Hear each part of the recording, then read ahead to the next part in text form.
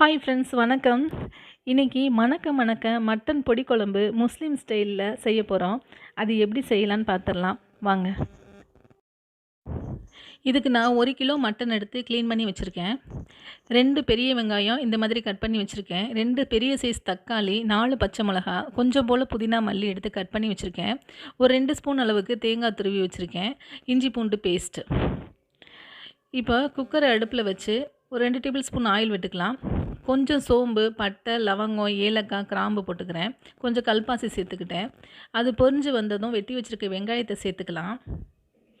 வெங்காயம் நல்லா வதங்கி வரட்டும். இப்போ பச்சை மிளகாயை சேர்த்துக்கலாம்.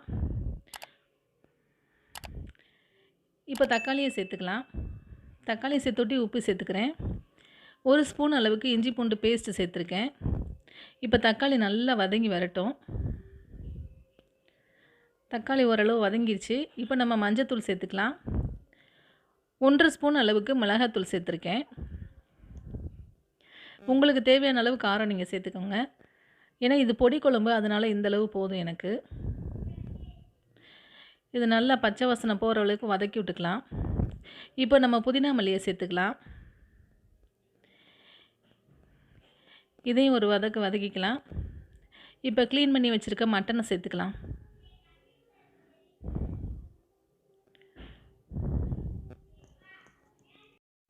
மட்டனை போட்ட உடனேயே தண்ணி ஊற்றி உடனே வேக வச்சிட வேண்டாம். நம்ம எப்போவுமே மட்டனை கொஞ்ச நேரம் எண்ணெயிலே வதங்க விடணும். அப்போ தான் நல்லாயிருக்கும். அப்படியே தண்ணி ஊற்றி வேக வச்சிட்டோம்னா சதன்னு ஆகிடும். நல்லா மசாலா எல்லாம் கலந்து வர்ற மாதிரி நல்லா பெரட்டி விட்டுக்கலாம். கொஞ்ச நேரத்துக்கு மூடி போட்டு இதை இப்படியே விட்டுறலாம். இப்போ நம்ம மட்டன் குழம்புக்கு தேவையான மசாலாவை ரெடி பண்ணிக்கலாம். ஒரு பாத்திரத்தை அடுப்பில் வச்சு பாத்திரம் காஞ்சதும் 2 ஸ்பூன் சீரகம், 1 ஸ்பூன் மிளகு, 1 லவங்கம், 1 ஏலக்காய் சேர்த்து அதை நல்ல மிதமான தீயில் வறுத்து எடுத்துக்கலாம். இப்போ இந்த வறுத்து எடுத்ததை மிக்ஸி ஜாரில் சேர்த்துக்கிறேன். 1 ஸ்பூன் அளவுக்கு கசகசா சேர்த்துக்கிறேன். 2 ஸ்பூன் அளவுக்கு துருவி வச்சுருக்க தேங்காயை சேர்த்துக்கிறேன். இது கூட கொஞ்சம் தண்ணி சேர்த்து நல்லா நைஸ் பேஸ்ட்டாக நம்ம அரைச்சி எடுத்துக்கலாம். குழம்புக்கு தேவையான மசாலா ரெடி ஆயிடுச்சு. இப்போ நம்ம மட்டன் எப்படி இருக்குன்னு பார்க்கலாம். பாருங்கள், தண்ணியெலாம் நல்லா பிரிஞ்சு வந்துருச்சு. இது இப்போ நல்லா பெரட்டி விட்டுக்கலாம்.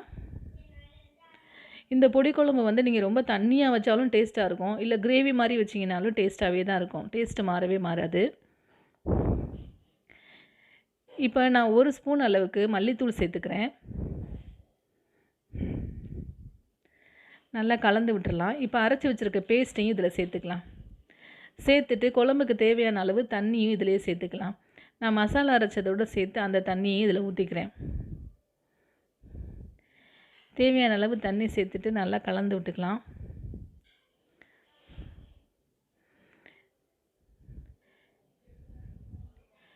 இப்போ நம்ம குக்கரை விசில் போட்டு ஒரு 4லேருந்து 6 விசில் வரைக்கும் விட்டு எடுத்துக்கலாம். மட்டனை பொறுத்து உங்களுக்கு தேவையான அளவு விசில் நீங்கள் விட்டுக்கோங்க. இப்போ ரொம்பவே சுவையான மட்டன் பொடி குழம்பு ரெடி ஆகிடுச்சு. லைட்டாக மல்லித்தலையை போட்டு இறக்கிக்கலாம். நீங்களும் ஒரு தடவை இதே மாதிரி ஸ்டைலில் மட்டன் குழம்பு வச்சு பாருங்கள். இந்த வீடியோ உங்களுக்கு பிடிச்சிருந்துச்சுன்னா நம்ம சேனலை சப்ஸ்கிரைப் பண்ணுங்கள், லைக் பண்ணுங்கள், ஷேர் பண்ணுங்கள். நன்றி.